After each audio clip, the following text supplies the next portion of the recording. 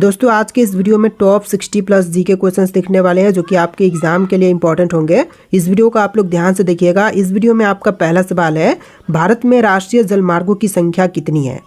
देखिए, राष्ट्रीय जलमार्गों की टोटल संख्या जो है इनमें से कीजिएगा 111। तो यहाँ पर आपका बिल्कुल सही जवाब है 111 जो कि टोटल राष्ट्रीय जलमार्गों की संख्या है।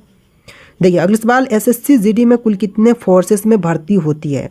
तो एसएससी जीडी में भर्ती टोटल 7 फोर्सेस में होती है। तो यहाँ पर सही जवाब कीजिएगा ऑप्शन नंबर बी 7 फोर्सेस में। देखिए अगला सवाल, मुगल सत्ता की पूर्ण स्थापना हुमायूं ने कब की। तो मुगल सत्ता की पूर्ण स्थापना जो है हुमायूं ने किया था 1555 से लेकर 56 के बीच में। तो यहाँ पर सही जवाब कीजिएगा ऑप्शन नंबर बी 1555 से लेकर के 56 के बीच में। देखिए क्वेश्चन नंबर 4 है, नमक सत्याग्रह किस ईस्वी में आरंभ हुआ था। दोस्तों नमक सत्याग्रह आरंभ हुआ था इनमें से 1930 में। तो यहाँ पर सही जवाब कीजिएगा ऑप्शन नंबर ए 1930 में नमक सत्याग्रह आरंभ की गई थी। देखिए क्वेश्चन नंबर 5 है, नोबेल पुरस्कार किस देश द्वारा दिए जाते हैं। तो नोबेल पुरस्कार का वितरण जो है इनमें से करती है स्वीडन। तो यहाँ पर आप लोग राइट आंसर कीजिएगा ऑप्शन नंबर बी, स्वीडन के द्वारा नोबेल पुरस्कार का वितरण किया जाता है। देखिए क्वेश्चन नंबर 7 है, स्वतंत्रता प्राप्ति के समय भारत में ऑल इंडिया रेडियो कितने केंद्र थे। तो स्वतंत्रता के समय जो है भारत में ऑल इंडिया रेडियो के टोटल केंद्र थे 6। तो यहाँ पर सही जवाब कीजिएगा ऑप्शन बी 6 केंद्र थे। देखिए क्वेश्चन नंबर 8 है, भारत का सबसे पुराना उच्च न्यायालय कौन सी है। जो भारत देश की सबसे पुराना उच्च न्यायालय इनमें से कीजिएगा कोलकाता उच्च न्यायालय। तो इस क्वेश्चन का बिल्कुल सही जवाब है ऑप्शन नंबर ए कोलकाता उच्च न्यायालय। देखिए क्वेश्चन नंबर 9 है, मानव खोपड़ी में कितनी हड्डियां होती हैं। तो मानव खोपड़ी में हड्डियां की संख्या होती है टोटल 8। तो यहाँ पर सही जवाब कीजिएगा ऑप्शन नंबर बी 8 हड्डियां होती है कुल मिलाकर के मानव खोपड़ी में। देखिए क्वेश्चन नंबर 11 है, सिख धर्म का संस्थापक किसे माना जाता है। दोस्तों सिख धर्म के संस्थापक जो है इनमें से माने जाते हैं गुरु नानक। तो यहाँ पर आप लोग राइट आंसर कीजिएगा ऑप्शन नंबर ए गुरु नानक जो कि सिख धर्म के संस्थापक माने जाते हैं। चलिए क्वेश्चन नंबर 12 देखते हैं, भारत में चिश्ती सिलसिले को किसने स्थापित किया था। देखिए चिश्ती सिलसिले को स्थापित करने वाले इनमें से हो जाएंगे शेख मोइनुद्दीन चिश्ती। तो यहाँ पर आप लोग राइट आंसर कीजिएगा ऑप्शन नंबर सी। देखिए क्वेश्चन नंबर 13 है, भारत में ग्रांड ट्रक रोड किसने बनवाई थी। तो ग्रांड ट्रक रोड को बनवाने वाले इनमें से हो जाएंगे शेरशाह सूरी। तो इस क्वेश्चन का सही जवाब कीजिएगा option number B Sher Shah Suri. देखिए क्वेश्चन नंबर 14 है, एक मार्क एक्ट भारत में कब लागू किया गया। तो एक मार्क एक्ट जो है लागू किया गया था 1937 में। तो यहाँ पर आप लोग राइट आंसर कीजिएगा ऑप्शन नंबर ए 1937 में। देखिए क्वेश्चन नंबर 15 है, पानीपत का प्रथम युद्ध कब हुआ था। तो पानीपत का पहला युद्ध हुआ था 21 अप्रैल 1526 में। तो यहाँ पर सही जवाब कीजिएगा ऑप्शन बी 21 अप्रैल 1526 में। देखिए क्वेश्चन नंबर 16 है, भारत का 25वां उच्च न्यायालय कौन सी है। जो भारत की 25वां उच्च न्यायालय बना है इनमें से कीजिएगा आंध्र प्रदेश उच्च न्यायालय। तो यहाँ पर आपका बिल्कुल सही जवाब है ऑप्शन नंबर डी। देखिए क्वेश्चन नंबर 17 है, राष्ट्रीय योजना समिति की स्थापना कब हुई। दोस्तों राष्ट्रीय योजना समिति की स्थापना जो है यह हुआ था 1951 में। तो यहाँ पर सही जवाब कीजिएगा ऑप्शन नंबर डी 1951 में। देखिए अगला सवाल, 10वीं पंचवर्षीय योजना की अवधि कितनी थी। तो 10वीं पंचवर्षीय योजना की कुल अवधि जो है इनमें से कीजिएगा 2002 से लेकर के 7 के बीच में। तो यहाँ पर बिल्कुल सही जवाब है ऑप्शन सी। देखिए अगला सवाल, किस त्योहार में नौका दौड़ का आयोजन किया जाता है। देखिए नौका दौड़ का आयोजन जो है इनमें से करते हैं ओणम के त्यौहार में। तो यहाँ पर सही जवाब है ऑप्शन बी ओणम, जिसमें नौका दौड़ का आयोजन की जाती है। देखिए क्वेश्चन नंबर 20 है, गांधी जी ने किस कानून को काला कानून कहा था। देखिए गांधी जी ने काला कानून इनमें से कहा था रॉलेट एक्ट को। तो यहाँ पर आप लोग राइट आंसर कीजिएगा ऑप्शन नंबर ए रॉलेट एक्ट को। देखिए क्वेश्चन नंबर 21 है, 8वीं पंचवर्षीय योजना की अवधि कितनी थी। दोस्तों 8वीं पंचवर्षीय योजना की कुल अवधि की बात करें तो इनमें से कीजिएगा 1992 से लेकर 97 के बीच में। तो यहाँ पर आपका बिल्कुल सही जवाब है ऑप्शन नंबर डी। देखिए क्वेश्चन नंबर 22 है, भारत और चीन के बीच की रेखा सीमा कहलाती है। तो क्या कहते हैं भारत और चीन के बीच की सीमा रेखा को। तो इनमें से कहेंगे मैकमोहन रेखा। तो यहाँ पर आपका बिल्कुल सही जवाब है ऑप्शन सी मैकमोहन रेखा। देखिए क्वेश्चन नंबर 23 है, भारत और पाकिस्तान के बीच की सीमा रेखा क्या कहलाती है। तो भारत और पाकिस्तान के बीच में जो सीमा रेखा है इसे कहेंगे रेड क्लिफ रेखा। तो इस क्वेश्चन का आप लोग बिल्कुल सही जवाब कीजिएगा option number A Radcliffe रेखा। देखिए क्वेश्चन नंबर 24 है, मनुष्य के सौंदर्य का अध्ययन क्या कहलाती है। तो मनुष्य के सौंदर्य का अध्ययन जो है इनमें से कहलाएगा केलोलॉजी। तो यहाँ पर आप लोग राइट आंसर कीजिएगा ऑप्शन नंबर सी, केलोलॉजी। देखिए क्वेश्चन नंबर 25 है, भारत के संविधान को कब अपनाया गया था?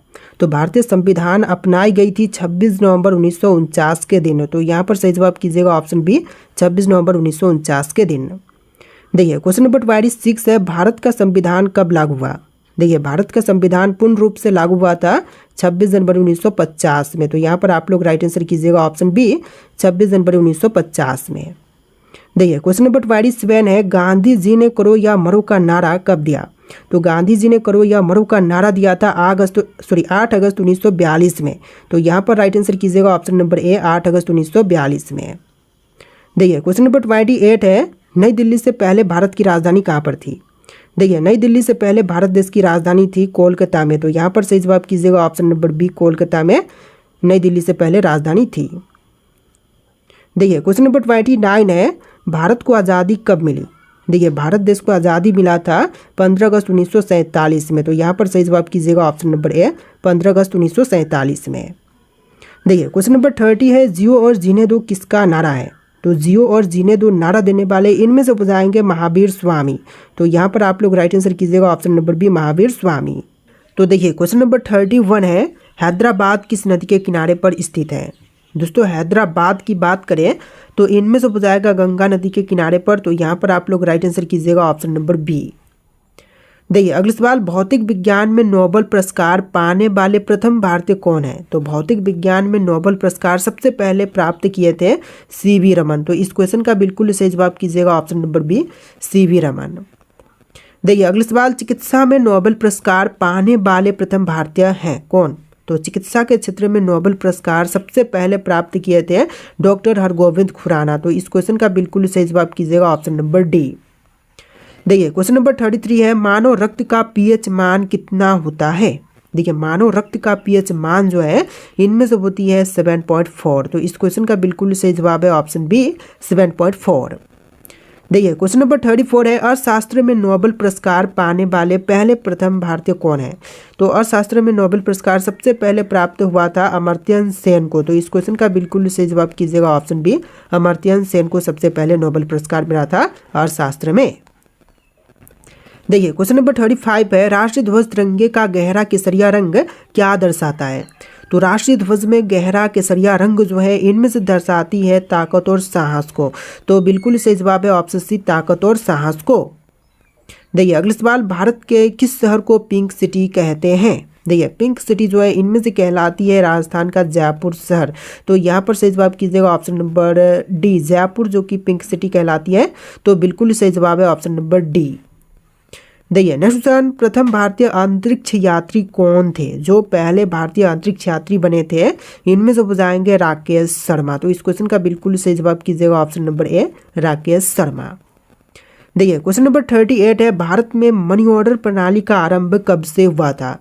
मनी ऑर्डर प्रणाली आरंभ हुआ था 1880 में। तो इस क्वेश्चन का सही जवाब है ऑप्शन नंबर ए, 1880 में मनी ऑर्डर प्रणाली का आरंभ किया गया था। देखिए क्वेश्चन नंबर 39 है, दक्षिणी ध्रुव पर पहुंचने वाले प्रथम भारतीय महिला।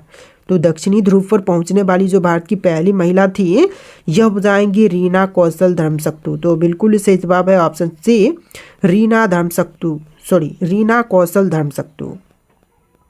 देखिए अगला सवाल, तिरंगे पर अशोक चक्र किसने लगवाया था?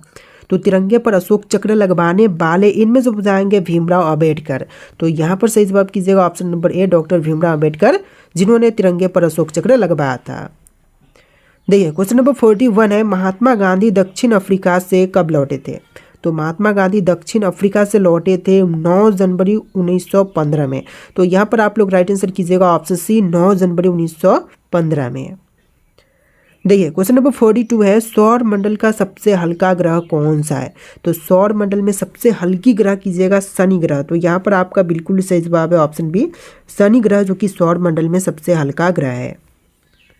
देखिए क्वेश्चन नंबर 43 है, जजिया कर समाप्त करने वाला मुगल बादशाह कौन था? तो जजिया कर को समाप्त करने वाले जो मुगल बादशाह थे इनमें से कीजिएगा मोहम्मद शाह रंगीला। तो यहाँ पर आपका बिल्कुल सही जवाब है ऑप्शन डी, मोहम्मद शाह रंगीला। देखिए क्वेश्चन नंबर 44 है, भूकंप द्वारा उत्पन्न समुद्री लहरों को क्या कहते हैं? तो भूकंप से उत्पन्न समुद्री लहरों को कहते हैं सुनामी। तो इस क्वेश्चन का सही जवाब कीजिएगा ऑप्शन बी सुनामी, जो कि आपका बिल्कुल सही जवाब है। देखिए क्वेश्चन नंबर 45 पे पृथ्वी की वायु का आकलन किससे किया जाता है। तो पृथ्वी की वायु का आकलन जो है इनमें से करते हैं यूरेनियम डेटिंग से।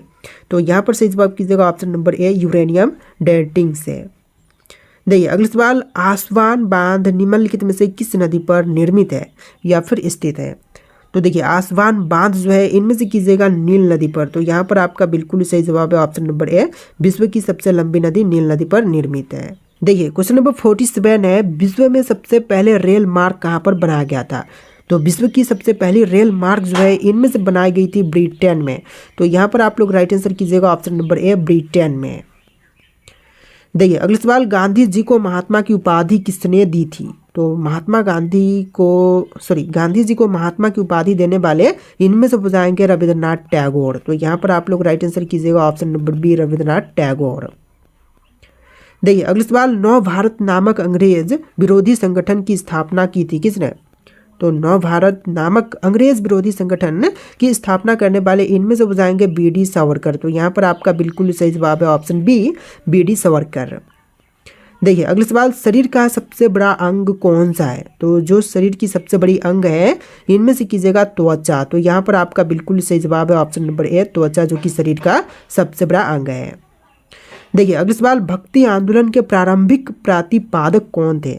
तो भक्ति आंदोलन के जो प्रारंभिक प्रतिपादक थे इनमें से बताएंगे रामानुज आचार्य। तो यहाँ पर राइट आंसर कीजिएगा ऑप्शन नंबर ए रामानुज आचार्य, जो कि आपका बिल्कुल सही जवाब है। देखिए अगला सवाल, राष्ट्रीय विकास परिषद की स्थापना कब की गई थी। तो राष्ट्रीय विकास परिषद की स्थापना जो है यह हुआ था 1952 में। तो यहाँ पर आप लोग राइट आंसर कीजिएगा ऑप्शन सी 1952 में।